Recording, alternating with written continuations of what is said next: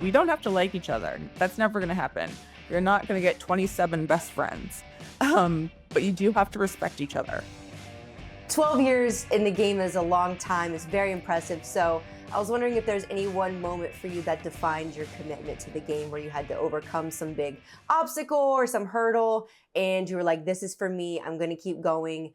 And you made it work. Was there any one moment for you that you can remember?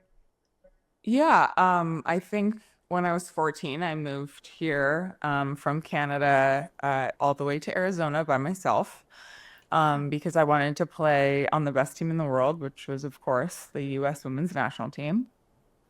And I basically, like, from that day forward, gave everything that I possibly could to be able to like chase my dreams and do what I knew what I wanted to do. And so that was probably my like turning point because it had to Yeah. be. I mean, I like just gave up everything Right. to like chase this dream. And so it's really cool like looking back at my story and being like, wow, like I really pushed myself and Right. I believed in myself and now like I get to look back at my career and be proud of it. Right. And when you look around the NWSL and see the growth and the attention it's finally getting, what's your expectation for the future of women's soccer? I think it's what I've seen now. I look at the rookies coming into the league, specifically Angel City. We now have this beautiful facility, and it's so crazy because these rookies come in and they're like, "Oh yeah, like this is the standard, like of course." Hmm. But 12 years ago, that's not what it looked like. Like we really built this league off of like the backs of the NWSL players and the U.S. Women's National Team Hmm. players and the internationals. So like before, from the beginning, we had nothing. Like Yeah. we didn't have locker rooms, we didn't have anything. So now, I mean, we have like state of the art facilities, and that's exactly what we deserve. So I see it even going in like an upward trajectory for everybody. Like not every single club is like Angel City, and I my hope is that every single club gets there. Right. I have to ask you about your teammate, Alyssa Thompson. She made an impact with the U.S. Women's National Team in the Olympics. She just got called up again for the She Believes Cup. Could you tell me what traits make her a great member for the national team roster? Yeah, like she has a nose for goal. She's very fast, very, very fast. And she plays tough and she cares about everyone and she loves everyone and everyone loves her. I think that's so important. She's a great teammate and I'm really excited for her. But also her sister Giselle also got brought into national team camp with her. So I'm just so excited. I'm close with their family, and it's really amazing to see them both there. Yeah. I do want to get into some personal questions for you, but one last one on the women's national team. I know they've been through a lot since you won the gold medal with them in 2012. Seeing the struggles that they went through a few years ago before winning gold in Paris, what were your emotions? I'm sure you were following the journey, but how are you Yeah. feeling during that?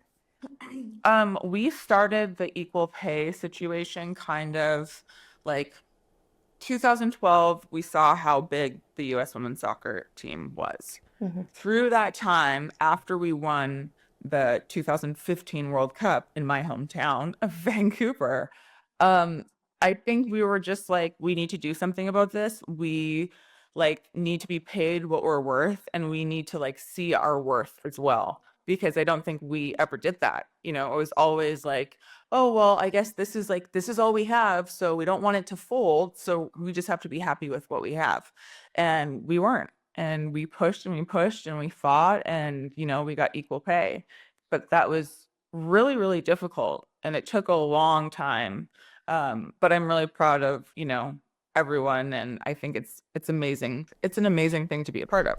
Right. For you personally, what's the hardest part about balancing your personal life with the demands of being a professional athlete that most people don't see, and even being a mother that most people don't see? Yeah, I always say when someone's like, how do you balance everything? I don't think that there's a perfect balance. It You just do what you can to the best of your ability like during that time. When I get home I try to be the best mom I can be, and when I get to practice I try to be the best soccer player I can be, And I try to like compartmentalize those things because if soccer's not going well, I can't bring it home. Like that's unfair.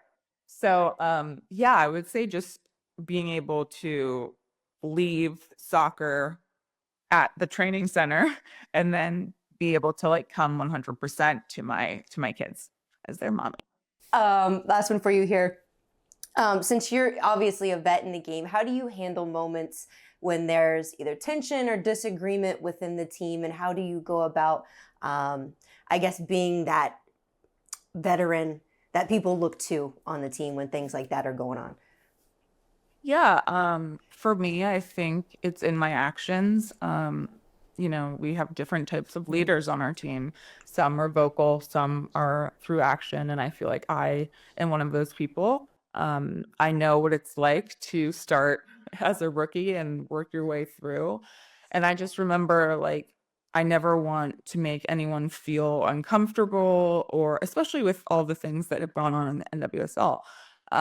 So yeah, I just feel like being a good teammate and like allowing people to be able to come to you for anything and you to be able to help them is kind of what I think works for me because again, we don't have to like each other. That's never going to happen. You're not going to get 27 best friends. But you do have to respect each other.